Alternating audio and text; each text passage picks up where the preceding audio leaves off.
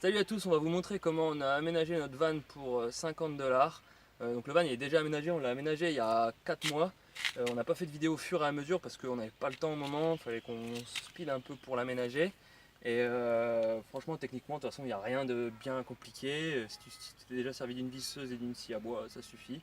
Moi je fais pas partie du métier, je suis ni menuisier ni rien du tout. Et c'est pas bien compliqué, vous pourrez faire un truc au moins aussi bien que moi. Si ce qui t'intéresse c'est comment on a fait pour aménagé pour seulement 50 $. Je vais venir direct. Nous, on avait acheté un van déjà aménagé, donc c'est un Ford Transit. Déjà aménagé, l'aménagement était vraiment pas terrible.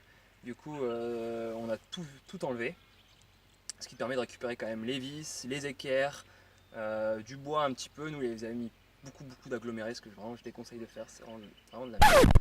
Euh, mais bon, voilà, on a récupéré quand même quelques trucs. Et puis après, pour comment avoir des matériaux à pas cher, on va vous mettre le lien juste en dessous de l'article qui avait été écrit avec toutes les bonnes adresses. C'est sur Perth par contre, hein, on l'a aménagé à Perth, le nôtre en Australie. Voilà. Ça. On va parler un peu maintenant de un peu plus technique, comment j'ai pensé le van. Donc du coup, voilà, comme je dis, ça bouge beaucoup. Donc l'idéal, c'est de construire tout d'un bloc. Donc, nous, j'ai commencé par l'élément principal qui est le lit. Nous, on a fait un van, c'est plus une chambre sur roue plus qu'une maison sur roue. Donc, c'est vraiment une vraie chambre avec un lit non repliable, c'est un vrai lit. Donc, on a acheté le sommier, c'est notre seul investissement, 50 $, dans un garage Shell. On a commandé son lit. Donc, c'est un vrai lit, vous verrez, avec des vraies lattes. Voilà. Donc, pour gagner un peu de place, parce que c'est quand même un van, on n'en a pas beaucoup, le but c'est de surélever le sommier pour essayer de faire un maximum de rangement dessous. Voilà donc ce qu'on a fait, donc on a coupé les pieds tout simplement. On a mis des pieds plus hauts pour faire de la place en dessous et créer du rangement. Voilà. Pour le lit, à quelle hauteur je l'ai mis? Moi j'avais estimé que 70 cm c'est très bien, j'avais mesuré pour moi en gros 70 cm, vous pliez le genou, vous avez juste à faire une petite bascule avant et hop, voilà, vous êtes très bien, vous êtes allongé dans votre lit, ça vous évite de faire un petit saut de mouton tous les soirs pour monter dedans et un petit saut pour descendre tous les matins. Moi je suis standard, je fais 1m80, voilà, donc 70 cm c'est très bien, juste à plier le genou et à basculer vers l'avant. Marina qui est un peu plus petite, qui fait autour du mètre 60, elle saute un peu plus, voilà. Je pense que 70 cm par exemple pour elle c'est vraiment max. Après je pense que ça pourrait devenir pénible. Donc voilà, l'avantage des 70 cm, donc c'est bien de faire de l'espace en dessous, mais il faut que vous soyez, moi je trouvais qu'il fallait qu'on soit bien aussi sur votre lit, donc si t'es allongé et que t'as les genoux qui touchent le plafond, c'est n'importe quoi. Enfin c'est un peu chiant, du coup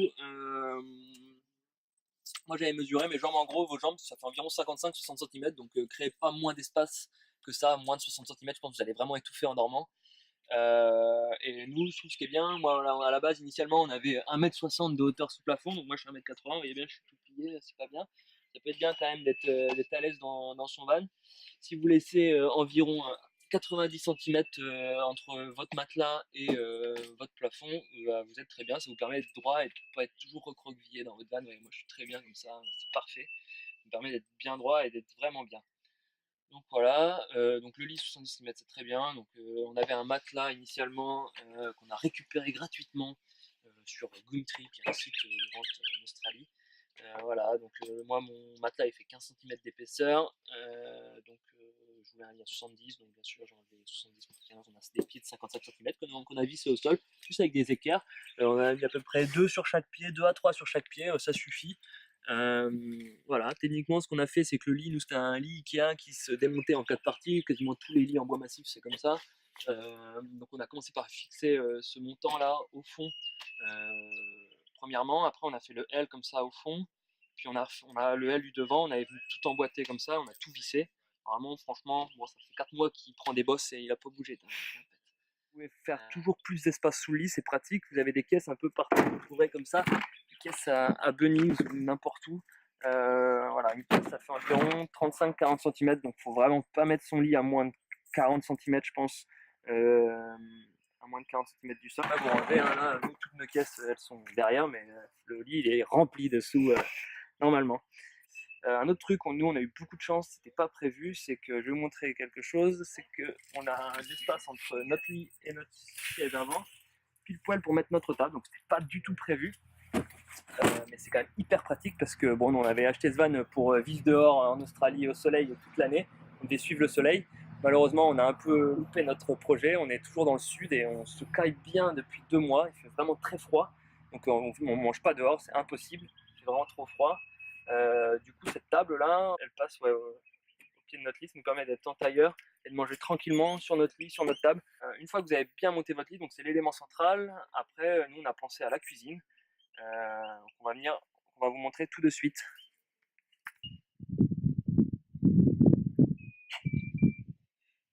Donc pour la cuisine à l'arrière, donc pareil, on a tout récupéré. Nous initialement la cuisine elle était au pied du lit, là où il y avait la table tout à l'heure.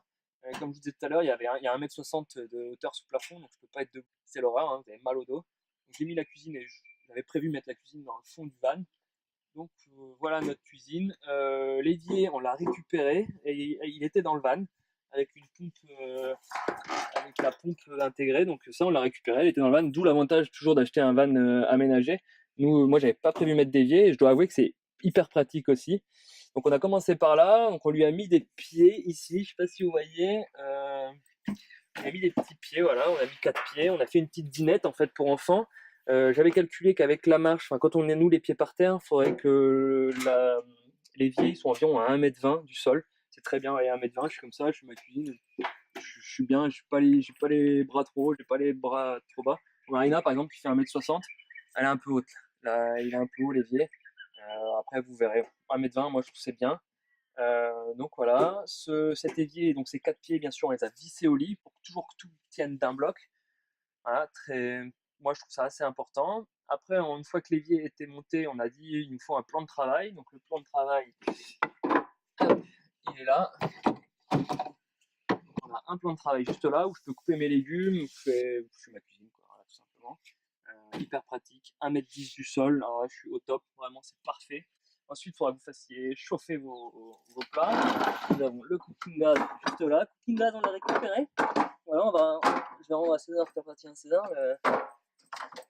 Le cooking gas était dans une espèce de tiroir. Ça, pareil, je l'ai pas fait. J'ai gagné un peu du temps parce que c'était déjà fait dans le van. D'ailleurs, la chaîne est pour droite, non. Je l'ai je l'ai récupéré dans le van. C'est le mec d'avant qui l'avait fait. Et franchement, c'est bien. Pareil, le cooking gas, du coup, il bouge pas d'un pet. Il est hyper calé. C'est top ici. Donc, le cooking gas, hop, comme ça. Donc, on a fait un système de tiroir tout simplement avec 2 étais, 2 planches là qu'on a fixées au sol. Donc voilà, on coulisse et tout, c'est parfait. Hop, c'est très bien. Vous ouvrez votre cooking gas et c'est bien de penser à tout. Voilà, moi j'ai tout ici, tout simplement. Je fais un truc, je fais mes légumes et tout, je lève, je fous tout dans ma casserole. Alors là, on est vraiment au top, tout passe nickel. Donc vous arrangez pour que votre cooking gas ouvert, il passe juste sous votre cooking gas. Et là, il y a vraiment en perte d'espace. Je pense qu'on peut dire qu'il n'y a quasiment rien du tout. On est vraiment au top. Il existe 1001 façons d'aménager son van.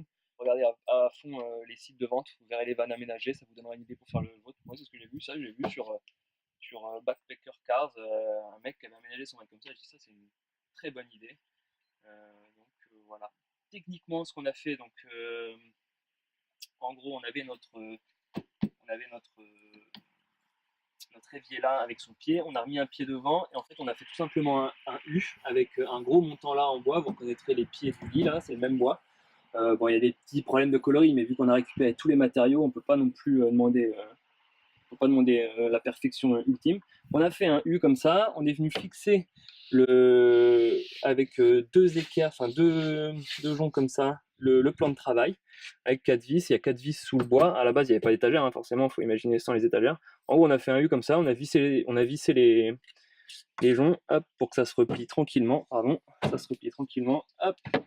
Et puis après, on a été mettre les étagères dessus, quoi. Voilà, tout simplement. Là, c'est vraiment, moi, je trouve ma cuisine vraiment optimale, hyper réussie. Il y a 1001 façons voilà, d'en faire une, mais je pense que celle-ci, elle est bien. Et après, on a construit un peu des rangements autour. Les rangements, je ne m'éterniserai pas parce que je pense que c'est de ce que je suis le moins fier. Voilà, ça sert à rien de mettre trop haut les étagères. Nous, ce qu'on voulait, c'est avoir un maximum de luminosité. On n'a pas c'est un vrai utilitaire qu'on a acheté, donc on n'a pas de fenêtre sur les côtés. Je ne sais pas si vous avez remarqué. On a juste ces 2 fenêtres-là pour nous donner un peu de lumière et notre porte latérale. Donc ce qu'on voulait, c'était l'idée de Marina et c'est une très bonne idée, c'est pas non plus se couper de la lumière, c'est-à-dire quand on a le soleil derrière, si c'est pas ouvert, qu'on ait quand même un peu de lumière de l'extérieur qui arrive. Donc si vous avez le même type de véhicule, ouais, laissez-vous peut-être la lumière de l'extérieur, c'est quand même hyper pratique. Voilà pour ça. le cooking gas, faut vraiment acheter ça, les petites bonbonnes là, c'est vraiment pas terrible. Moi je cuisine au moins 40-45 minutes par jour. Donc, ce type de cooking gas avec la bouteille de gaz, c'est hyper important. Du coup, juste pour finir le tiroir, là, on avait mis un pied, c'est le mec avant moi qui avait fait ça. Je sais pas si on voit bien, il a mis une tige comme ça, tu visses et un pas de vis dessous, juste là. Là on peut peut-être difficilement voir. Ça c'est plutôt pratique. Bon, il y avait moyen, il a mis pareil, il a mille et une façons de faire ça, hein, c'est n'importe le résultat. Moi il avait fait ça et par chance, il avait fait ça à l'intérieur bien entendu, par chance ça tombe bien dehors. Donc bon, je l'ai laissé. Quand voilà, vous avez aménagé votre truc, donc votre évier, votre aile, votre étagère, c'est important de se laisser de la place quand même pour les trucs. Genre, nous, on a la petite réserve d'eau qui nous permet de pomper l'eau depuis le bidon. Voilà, il vous faudra une bouteille de gaz si vous n'avez pas ce vieux cooking gas avec les bonbonnes. Donc il faut quand même penser à se laisser une place pour votre bouteille de gaz. Il y a un truc qui est assez, je vais en parler, qui est assez original. Au début, nous, ça nous avait posé peut-être un peu problème. C'est que c'est un véhicule, donc vous avez des roues, donc vous avez des passages de roues. Et il faut faire avec. Et les pieds, tu les mets pas où tu veux. Si tu es sur le passage de roue, c'est un peu pénible. Du coup, nous, hop, on avait décalé le pied, on a décalé notre évier, le pied de l'évier, ouais, il passe à côté du passage de roue. Et du coup, là, j'ai l'espace avec le passage de roue pour mettre mon bidon juste là. Pour mettre mon bidon juste là. C'est un bidon de 10 litres. Bon, c'est suffisant. On le change régulièrement, mais c'est très bien. Voilà, les passages de roue, c'est important à y penser. Ça peut être pénible. D'ailleurs, on va y aller tout de suite. Alors voilà, là on parlait du passage de roue tout à l'heure, donc là on a notre passage de roue, et donc forcément on n'a pas pu mettre un pied parce que il tombe là. Donc ce qu'on a fait, c'est qu'on a mis deux pieds en bois qui posent sur le passage de roue, puis le lit est posé sur les deux pieds. On a vissé bien sûr les deux pieds dans le mur, et c'est pas le seul maintien du lit, ça c'est vraiment un maintien supplémentaire. Bien sûr le lit il est vissé au mur partout, hein. Là on ne voit pas trop d'ici parce que c'est plus d'en haut qu'on l'avait vissé, mais voilà, vous ne pourrez pas mettre de pied où vous voulez. Moi je trouve qu'on peut difficilement se permettre de perdre les 10 cm de passage de roue là. Donc c'est une solution qu'on avait trouvée. C'est peut-être pas la meilleure, vous trouverez peut-être d'autres, mais voilà, si ça peut vous aider. On fait pas ce qu'on veut, voilà. Et ce passage de roue il nous avait un peu posé problème. Voilà. Alors du coup, nous, il nous restait 60 cm devant le lit, et Marina voulait qu'on ait un endroit, une penderie pour ranger nos vêtements. Au début, je trouvais ça vraiment, je disais ouais, ranger nos vêtements, c'est pas l'essentiel. Au final, c'est une super bonne idée, parce que c'est vrai que même si la vie du backpacker, c'est de vivre dans son sac à dos, c'est quand même hyper pratique de trouver tes vêtements hyper rapidement quand tu as besoin. C'est pas non plus qu'une vie de backpack qu'on a, on bosse quand même des fois. Voilà, c'est quand même hyper pratique. Donc après c'est hyper simple, hein. J'ai fait 60 cm, donc j'ai coupé l'espace en deux. J'ai fait 3 carrés de 30-30-30. Voilà, ça nous a mis là et on est très bien. Ça nous laisse un petit espace aussi pour poser des trucs, c'est hyper pratique. Et Marina voulait vraiment une penderie, alors du coup on lui a fait une penderie. Juste un petit été comme ça en bois, vissé au mur. Une petite tringle à rideau, voilà, tout simple, hyper facile. Peut-être le futur emplacement d'un frigo, on verra, on verra peut-être, on n'en a pas pour l'instant, ou peut-être toute l'installation électrique si je me décide à faire des panneaux solaires. Dernière chose bien importante, voilà, des rideaux devant, des rideaux derrière pour que vous soyez bien dans le noir complet quand vous dormez le matin. Des fois, quand vous êtes sur des free camps, c'est quand même bien de se lever hyper tard. Nous, on dort comme des bébés, c'est très bien. Une dernière pièce à vous montrer parce que ce camion est plein de surprises. On arrive. Et voilà, la dernière place, la salle de bain. Donc en fait, c'est pas vraiment une salle de bain, c'est plus une douche. Mais juste pour vous montrer l'avantage des portes battantes, c'est ce que je voulais. Ça nous permet de mettre juste une tringle à rideau standard Ikea ou ce que vous voulez, juste là, entre les deux portes battantes, comme un peu chez vous. On met juste deux rideaux de douche parce que je voulais pas que l'eau rentre à l'intérieur du camion. On a la douche solaire. Donc quand vous êtes sur un free camp, vous pouvez même vous laver gratos. Voilà, le top. On avait installé un petit miroir également pour que Marina se fasse une beauté un peu de temps en temps. Et Ikea, pareil, on l'a fixé au mur, assez pratique, franchement, ça lui sert, ça me sert.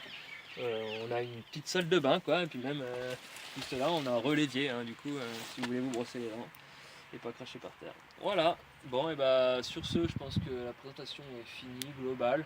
C'est pas le meilleur van qui existe en Australie, il y a des trucs vraiment ouf.